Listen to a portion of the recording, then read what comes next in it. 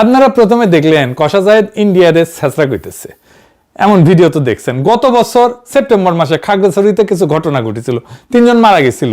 সেই সময় ইউনূস সরকারের স্বরাষ্ট্র উপদেষ্টা কইছিল এইটায় ভারতের সংশ্লিষ্টতা আছে, মনে আছে না? একটা গ্যাঞ্জাম হয়েছিল। সেই সময় কষা জায়েদ একটা ভিডিও বানাইছিল। ওই টাইমে তো দিনে 2-3টে করে ভিডিও বানাইতো। ওই কইছিল সে ভিডিওতে স্বরাষ্ট্র উপদেষ্টা বলছেন যে এখানে ভারত এবং ফ্যাসিস্টের দোসরেরা জড়িত আছে।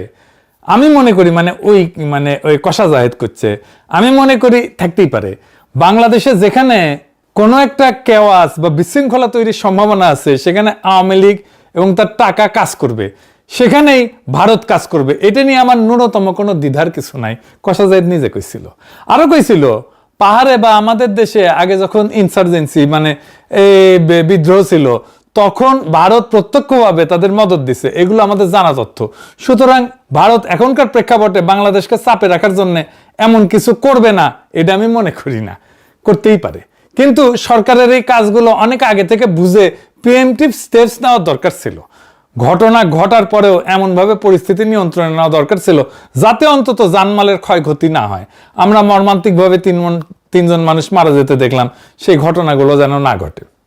এই কথাই কইছিল, আমার কথা বিশ্বাস করার দরকার নাই, তার নিজের মুখে শোনেন, এইটা সে ব্যানার দেখান। আমরা স্বরাষ্ট্র উপদেষ্টাকে কথা বলতে দেখলাম, তিনি বলছেন যে এটার সাথে ভারত এবং ফ্যাসিস্টের দোসররা জড়িত আছে।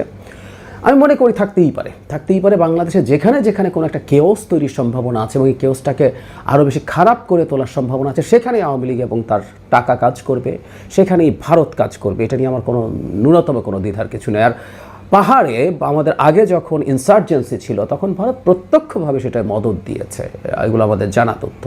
সুতরাং ভারত এখনকার প্রেক্ষাপটে বাংলাদেশকে চাপে রাখার জন্য এমন কিছু করবে না, এটা আমি মনে করি না। করতেই পারে। শুনিছেন? আচ্ছা বলেন তো, ইন্ডিয়া কখনো কইছে যে আমরা খাগড়াছড়িতে আগুন জ্বালায় রাখবো, গ্যাঞ্জাম করবো? কইছে? কয় নাই। তাও কষা জায়েদ কইতেছে ইন্ডিয়া এটা করতেই পারে। ইন্ডিয়া কয় নাই, তারপরেও কইতেছে ইন্ডিয়া এটা করতেই পারে। তারপরে সে উপদেষ্টা হইল, পশ্চিমবঙ্গে নির্বাচন হইল, শুভেন্দুর ঘোষিত নির্বাচনী ইশতেহারে 1 কোটি বাংলাদেশি মুসলমানকে তাড়ানোর পরিকল্পনা দেওয়া হইলো। সে নির্বাচনের আগে পারফরমেন্স করে দেখাইলো কেমনে বাংলাদেশিদের দাওয়া দেবে। ধর বাংলাদেশি ধর, এডিটে সাহেব দেখান আর একবার।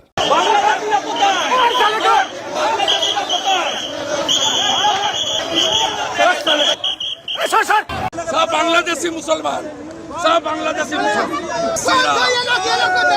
मुसलमान, हिंदू,